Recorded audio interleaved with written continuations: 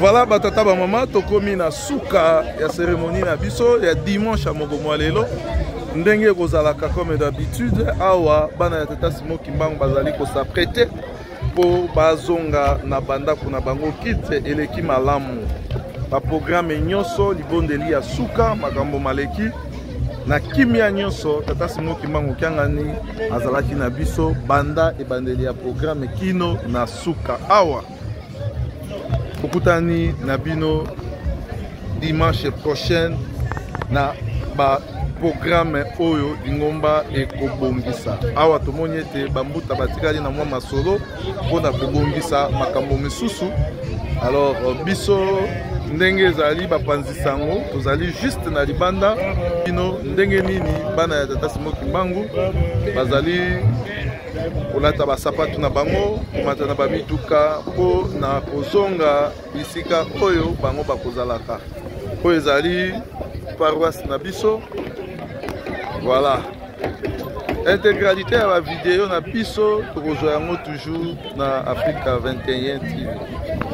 Donc ndenge tolobaki bandeko na biso bayambemaki tozali na papa Franklin Tumba, tozali pe na mama Belinda, bandeko na biso bazalaki na se ya mobeko, bandeko na biso na mbela pe ba instruction oyo mokonzi abula apesaki bandeko na biso bayambemaki lelo po ete babanda misala na bango les deux basistes ya Friki Cape Town bango wana basili kozonga. Je crois que soki opportunité kopesama tokoki kosala mwa interview ya moke epa bandeko na biso sino te kite eleki très bien. Tata Simon Kimbangu kiangani azalaki na biso na ebandeli wana présence ya papa Alex Liwanzi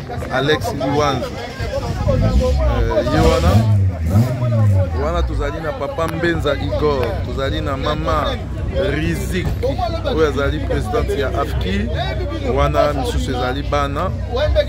Voilà, tozali pe kuna na papa Mapima ya Widi, tozali na papa Dokis, tozali na bamama na biso, tozali pe lisusu na papa Njuzi, tozali na papa René, papa Kimi Yohana évangéliste paroissial, pasteur évangéliste na biso azali kosala intérim ya mama pasteur Yohana.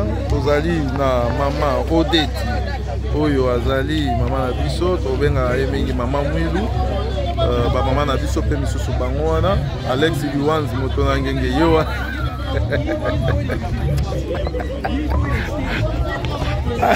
allez yeah, voilà.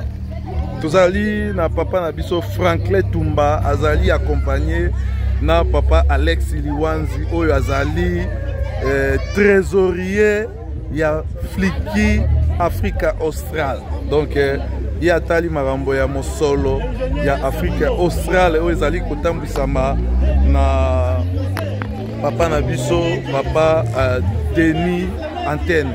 Voilà, papa Franklin tozali na ye awa toko bandana no na papa Franklin parce que azali papa na biso auti o zonga na lingomba batele misambaki bango lelo toyoka ye sona ye par rapport à cérémonie lelo mbote mo papa Franklin. Merci mbote mingi papa journaliste. Message na yo très rapidement et pas ya bana papa Simon Kimbangu à travers le monde. Merci ya liboso na remercier papa Kianga Nzambe Molimo Centre na grâce oya pesi biso ya kokula vraiment ezalaki parfait vraiment na semi perso remerciement na ngai na papa révérend pasteur Aki oazo sa l'intérim ya maman révérend pasteur Augustine Meta vraiment cérémonie le kaki bien staff mobimba vraiment ezalaki makasi na mabondeli na pesi peso merci na solo ya Friki international na quatrième na bango toza toujours ensemble tozali na mokonzi na ngai papa Alex mokonzi munene na Afrique Australe oyo tokoki koloba mwa mobana papa Simon apesa biso makasi sala na ye. Merci beaucoup Alipe etake ba flitiste bayo ndenge balobaka welcome back na Friki mission na yo ya base toyebi ete na yo na base ebandaki kosala mwa banini mais etake un grand basiste banda na direction générale na Fliki Maman Mwilu Motogo Ebani, donc il vraiment makasi. De repasser très rapidement et pas il y a Papa Nabiso, Papa Alex Liwanzi, par impression par rapport à Yakita Mokomwalelo Mokonzi. Ouais, merci Papa journaliste, bien analyste, Papa analyste. Merci beaucoup. L'autre, c'est pas là qui parce que les lots c'est là qui joue mon malam. Mon chef Nabiso et Afriki, Zongi, c'est le là. Il y a Balanda qui est ordre à Papa Simon Kimbangu, le baki que ceux qui m'ont dit à consommer, il faut déjà azon le plus vite possible. Vraiment, Biso, to se fait ma casse. Numéro boyebi, boka to zali za mo comme papaya, donc to za penza milité na bafiki yango. Donc nombre za vraiment muki. Donc dans bande ba biso bazo zomba boye, ezo moi groupe ezo comme moi mingi puis to comme ça tata nzambe à travers déjà elo mo ba malamu. Ile ya mwana lelo vraiment joie za kimakashi. Talara tisiko to komi 18h.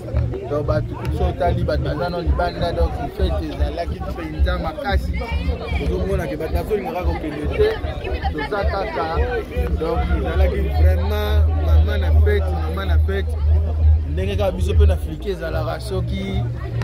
Tisa zongi bono ndungu lelo za ki ndungu wa kosala te ndungu akafuka fu. Parrainé pas et moko papa. Franklin. Donc ils qui vraiment makasi. Vraiment ils que c'est mon makasi vraiment dès que vous voyez tout ici mais bandimi ba ko zo mate et ils qui vraiment c'est mon makasi. Donc profiter état que chargé il y a finance il y a Afrique australe tozwaki mukanda na compte ya Fliki ete tozali na Tintsani si je ne m'abuse pas ezali le 22 oyo tokobunda na bandeko na biso ya ba pied gauche. Voilà.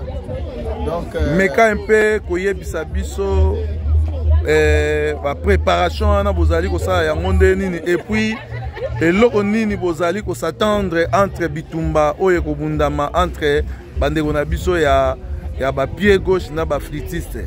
Bozali ko banga bango ou bien bino nde bozali ko bangisa. Biso bino moko boyebi flitiste pas signé surtout azali azara déjà de tobara na anglais ready. Azara ready.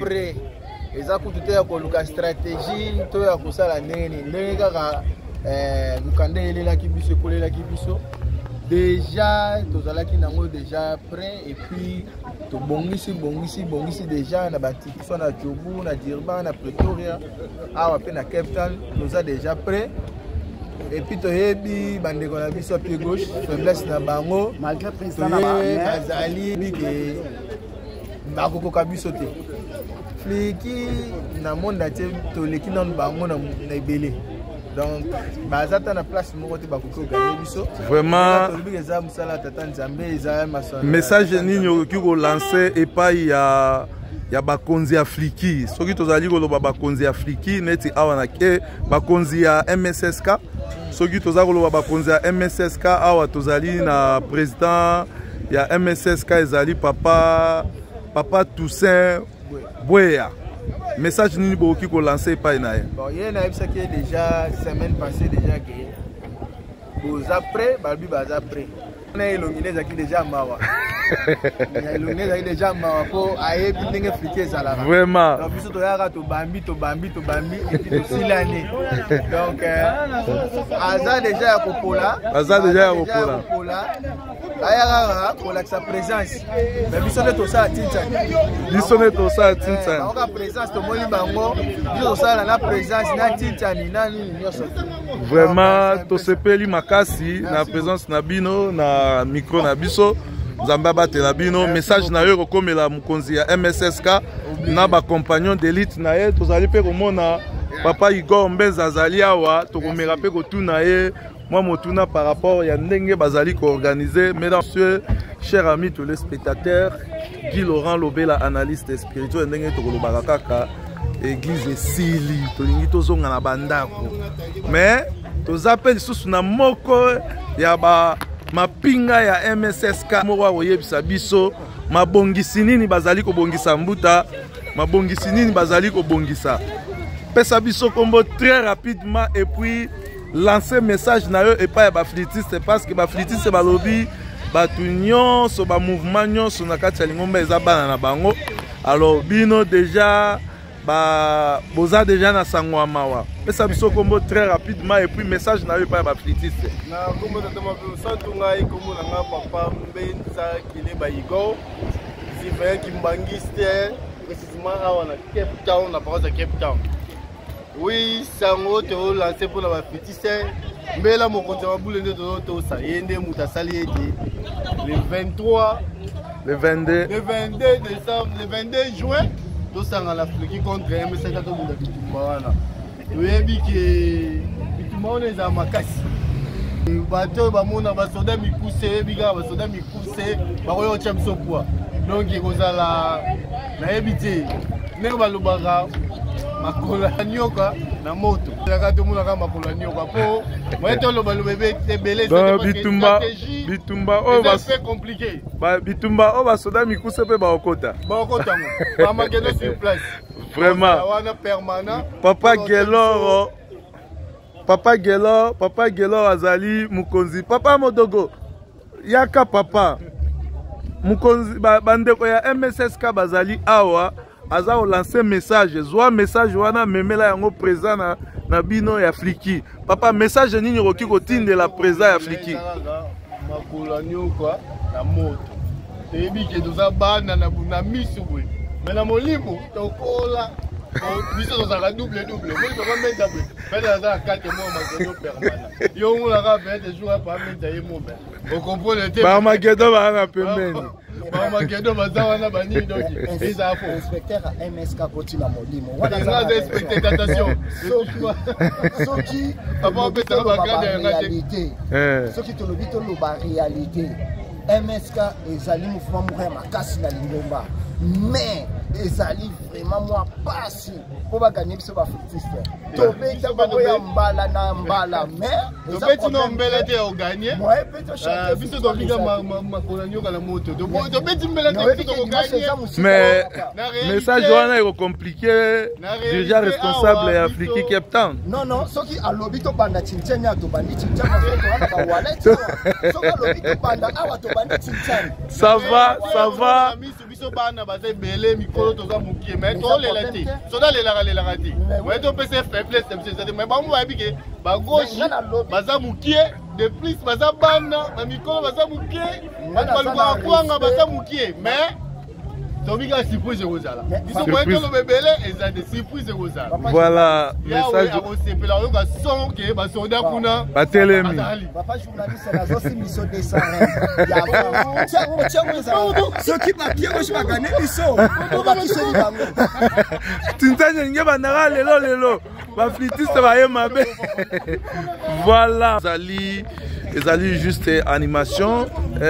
Défi ezali entre bandeko na biso ya MSSK na bandeko na biso ya Fliki par rapport ya lettre oyo tozwaki eutaki na direction générale na biso oyo pe ezali kosenga ete Fliki na MSSK ya Afrique du Sud bandong bana na oyo etali tintani po ete bambongo wana ekokende na mboka ya Nkamba Yerusalemi po na bosenga oyo mokonzi abule Tata Simon Kimbangu azali tango nyonso kosala epai na biso bana na ye baflitiste pe MSSK.